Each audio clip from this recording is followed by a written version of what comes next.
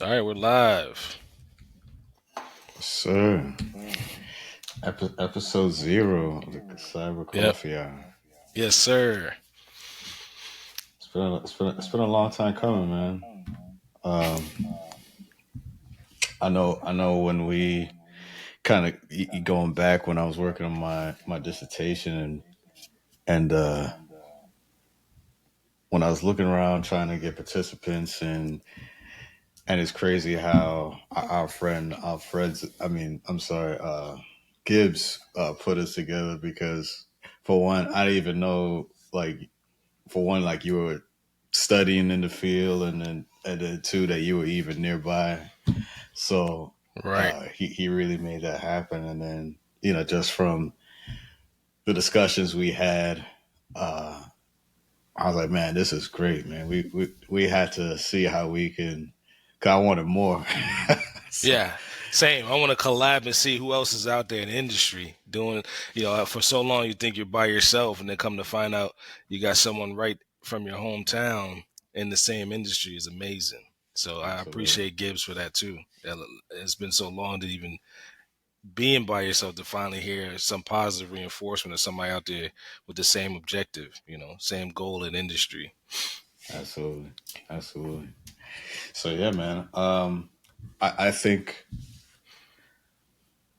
for me, like one of the things I do want to accomplish, and we talked about this before, where I think it is important that we do, for one, that we are doing this type of work and really putting ourselves out there because I know we'll get into our sharing our personal stories as to how we got to where we are, but I just knowing for myself, growing up, just not having those examples or anyone to necessarily really to aspire to as pertains to this field.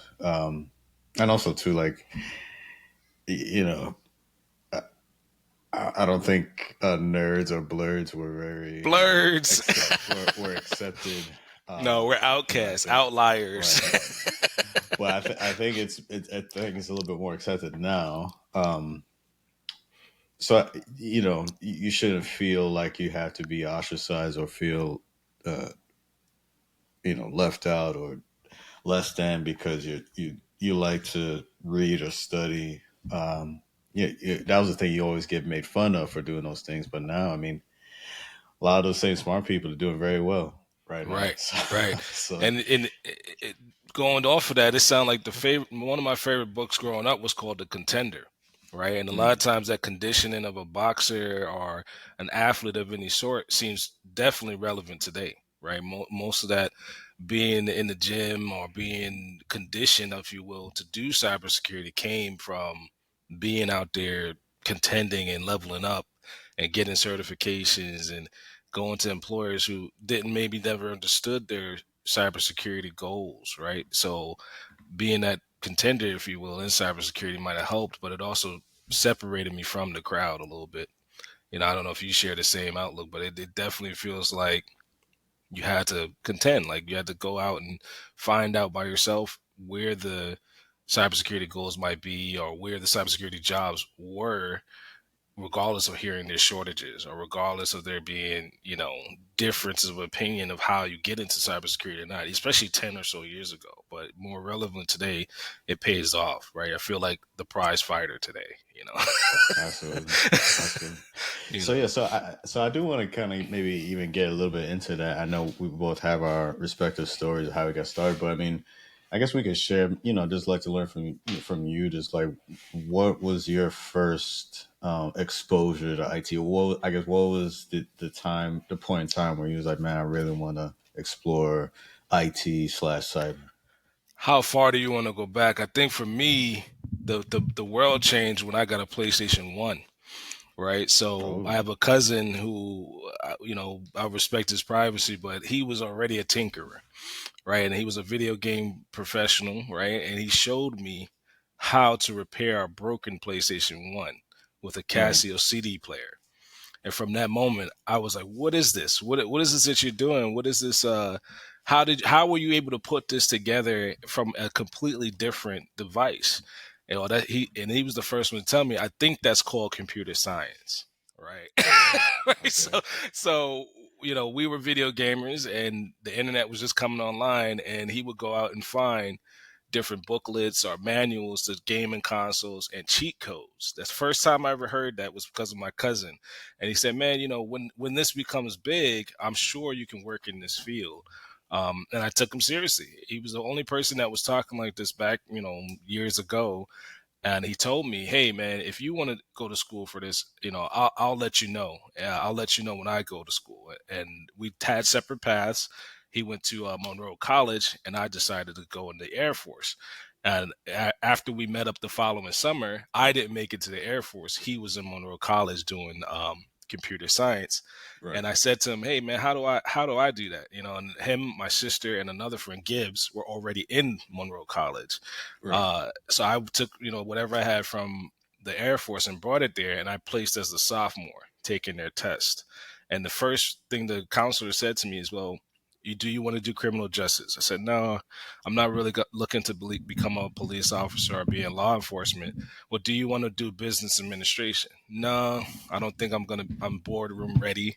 I don't think Right. I'm going to have the chops to run my own business yet. Which field or which major do the other two rely on?" And she told me information technology. And I did that. I got into information technology shortly after being convinced that that's where the world was going by my cousin. And he finished his associates in computer science. Um, Outside of that, I mean, I would say I always had a knack for the gaming consoles being the systems of the future. Looking at going to school for IT, you couldn't tell me that every other field wouldn't rely on IT back in the 2000s, right? It was still pretty early. No one was really talking about information technology. The recession was kicking off. That's another thing. I was in Right. school. I got into school before I even knew what I wanted to do, or let alone what a recession was.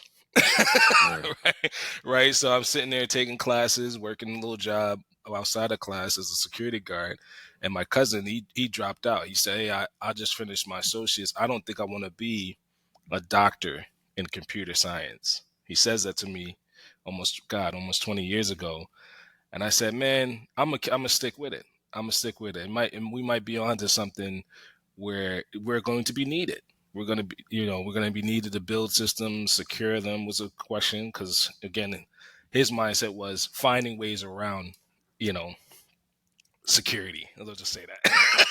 Right. And my thing was defending against my cousin, defending against people who had the tricks of the trade, knew where the cheat codes were, could find means to compromise the system if he wanted to. I had to think of how to become the time was called an internet security researcher. Now today is cyber, but the professional job was information security officer. I knew that role. Mm-hmm. I went down to apply in New York City for different jobs. They said, "Hey kid, no, you don't have enough experience." I would go to look for sysadmin jobs and Windows sysadmin at the time. "Hey Mm-hmm. kid, you don't have enough experience." And the first job took a gamble on me as a help desk analyst. So while I was in school, I applied to a company in Greenwich, Connecticut, and they gave me my first opportunity as a help desk analyst. And from that moment, I was hooked.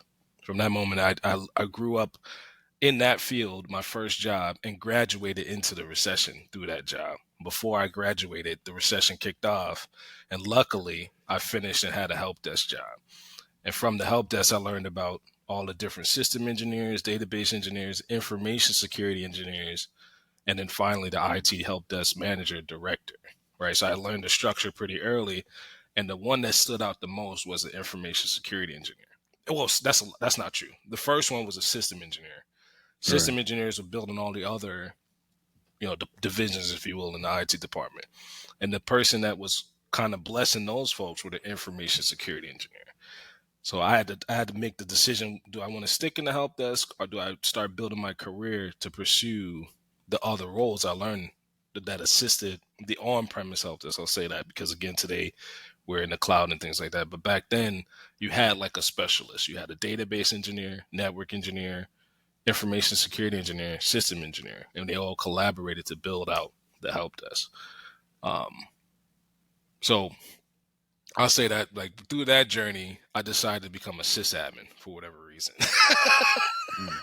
Because I knew somebody had to have all the keys to the castle, and then learning Linux then was a big factor, and then learning how to secure Linux platforms played a factor in that. And then during that time, and they're just like today, they were saying there were shortages of Linux sysadmins because of the recession. People were downsizing Windows divisions, Windows IT groups. People were also going on Red Hat Linux at the time. Red Hat 4, believe it or not, was the Linux of choice back then.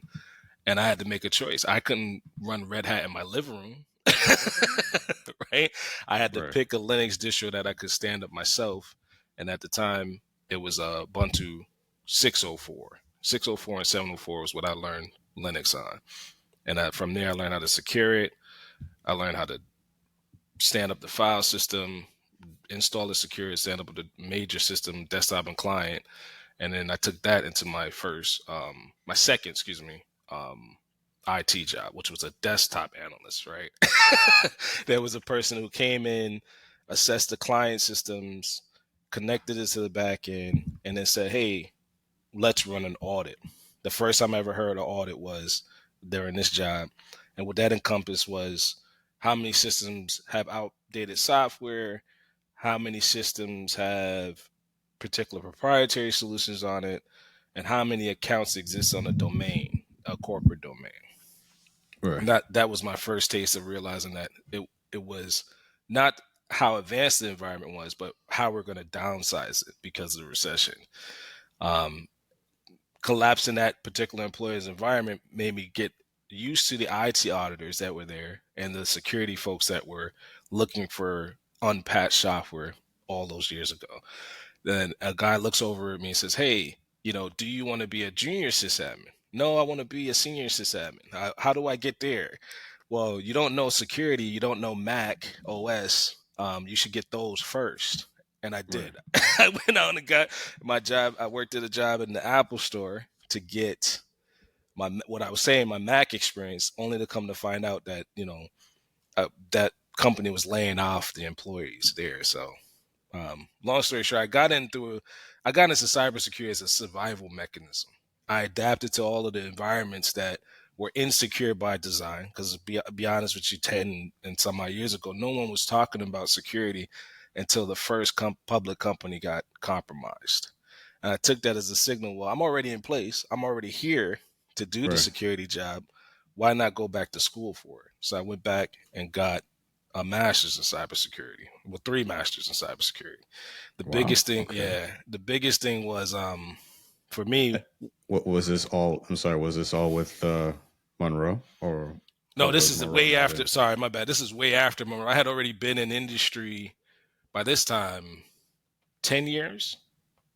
So 10 years after Monroe, I decided, because I did all those different roles, Hmm. how do I get closer to a cybersecurity role, cybersecurity engineer, right? Everybody thought, for me, the closest thing was becoming from a system engineer to become a cybersecurity engineer. 10 Right. years after I got my undergraduate degree, I saw, I guess, for me, I saw the trends over that time period leading to, hey, we have to secure systems first, right? System engineers have a big enough task of defending an environment, upgrading the environment, but they don't necessarily have the security chops, right? You're not really there to say, hey, how many vulnerabilities we can patch inside of the system. Sure, you Right. can do it, but wasn't in the scope. At least 10 years ago, wasn't in the scope of your responsibilities to patch all of the systems. And for me anyway, the little limited experience I had, it didn't come until I went to a different employer, a bigger employer, that became my responsibility. I had to relocate to Richmond, Virginia to get that job. And Okay. in doing that job as a senior sysadmin, which I was brought on for, it was kind of like downsizing the systems instead of securing them, getting rid of the legacy systems and then rebuilding them new in the cloud with the patches, with the things that come with building a monitored, distributed cloud environment, right?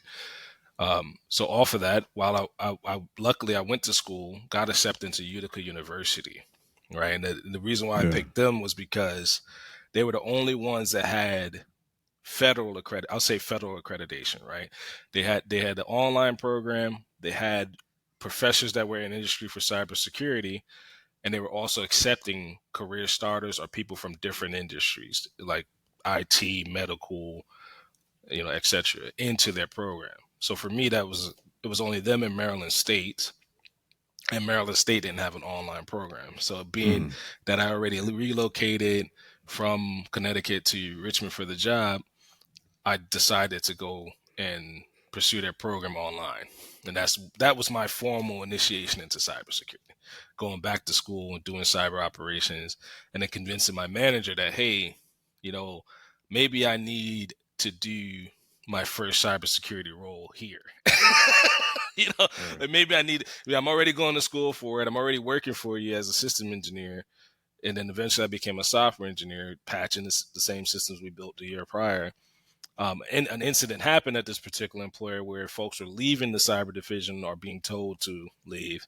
And I took the opportunity to go and apply to my first official governance or risk kind of role. It was called an ISO role, to go ahead and assess the platforms other folks were building throughout the enterprise. So Right. that was in 2018. So that was my fish after all those years, like from 2018 back to 2008. Right. That was my first opportunity that I had before cybersecurity came online, before everyone was really paying attention. I like to say nobody was paying attention that 10-year run. Nobody knew what cybersecurity. Cybersecurity wasn't like it wasn't the thing we talked about. No, So it definitely didn't didn't have the notoriety that it has now, where or even the respect. I'd even say yeah, that that's a good way. That's a that good it way to has say now. it. Yeah, the respect factor wasn't there. No. No one. What do you mean I have to patch my system? It's already out there, right? I Yeah. already have users on it. What's the worst that can happen, right? The mindset 10 years ago is like we're already secure. Well, Right. we're coming to find out today that's not the case. you know.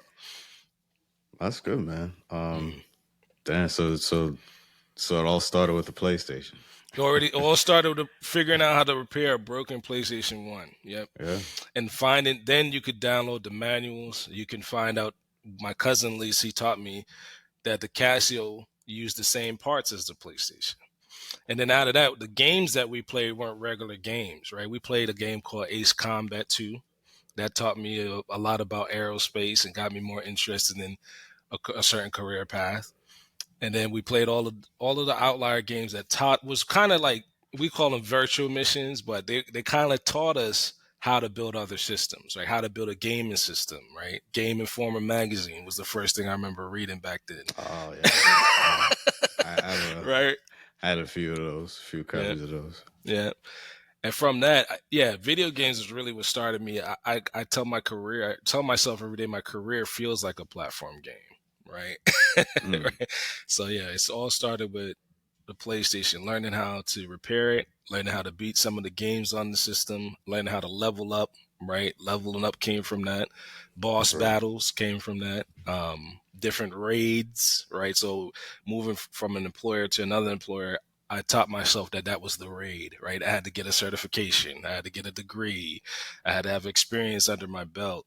And any job that I went to, I kind of started modeling it to what I have today and where I could be in the first 2 years of employment at that particular, wherever. It didn't matter. To me, I think I could get any job in cybersecurity because I'm thinking of it's a raid. It's a raid for Right. me. So Well, that's cool.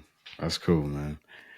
Well, that was definitely a great story, and I think I firmly believe stories like yours, ours, we'll put out there. It needs to be heard. 'Cause I'm sure that there are others who may share that same story. Like, oh, I worked on maybe even a Nintendo or something yeah, that they were just N64 or something. tinkering around with, But I think that's cool, man, because it definitely shows that curiosity and how that you was able to build upon that, leading into your career. So I think that's amazing, man. Yeah, and Um, I extracted a lot out. I mean, it wasn't as easy as I like to say it was. I mean, the biggest hurdle was figuring out how important cybersecurity is to the company I'm applying to. Right, that's the biggest challenge for me today, is especially with so many folks joining the industry from different fields or trying to figure out what the first job they do is. You're not necessarily equipped to know how important cybersecurity is to the particular person you're employing to, right? You have to do your research and say, well, have they been breached, right? Have they gone out on raids and done vulnerability disclosures, right? Some of these tricks I Right. had to teach myself as I grew into the role, especially from my last employer, was a lot of times they're not assessing themselves. They're not running a pen test. They're not looking at how old a system is or how relatively new a system might be with vulnerabilities in production. So some of these things I try to mold into my kit, if you will, or my I like to say paladin armor before I go Hmm. out on the next adventure, right? Before I go, and that's straight from video games. My favorite video game that taught me that was Fallout, right? Go out before you go out, have the equipment you need to go to any particular employer because you don't know how important that cybersecurity objective is to them or not. It might not be. It might be a bottom line item, right? It might be, hey, Right. we ran this platform for 25 years. We didn't consider rebuilding it because of a critical vulnerability. Right. I wasn't necessarily equipped for that thinking until a few years ago. No, that's cool. That's what's up, man. Um, I th- I think this is a good stopping point for us. You know, our initial First episode cut. 0, first cut. So, nah, man, I mean, this is just the first of many. So, I definitely appreciate you doing this, being on this journey with me as we do this, and really, I'm looking for many cups of coffee as we Yes, sit for sir. the cyber coffee hour. Yes, sir. Um, yeah, man. So, like I said, we'll do this again, and let's keep educating the masses. Absolutely. I appreciate it. Thank you. All right, thank you, and we are out.